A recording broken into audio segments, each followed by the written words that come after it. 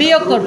তাহলে আমি বিয়োগ চিহ্ন দিলাম, দেওয়ার পরে আবার এন্টার, এরপরে সেকেন্ড নাম্বার দিলাম 5, এরপর এন্টার দিলাম। দেখেন দ্য রেজাল্ট ইজ 2 আসছে। আমি একবার যোগ করলাম, আবার বিয়োগ করলাম। ক্লিয়ার স্যাররা সবাই? সবগুলো আলোচনা করা লাগবে আর যোগ বিয়োগ গুণ ভাগ। ক্যালকুলেটর তো এইভাবেই করি। এটা কপি করে হোয়াটসঅ্যাপ গ্রুপে দেব। তাহলে আমার কথাটা একটু শোনেন। 128 পৃষ্ঠায় যে প্রোগ্রামটা করা আছে ওইটাই এই ক্যালকুলেটরটা। তাহলে আর দেওয়া লাগবে? হ্যাঁ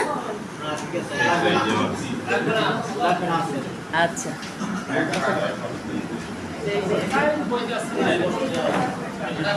আচ্ছা তাহলে আমরা মিনি ক্যালকুলেটর বানাইলাম।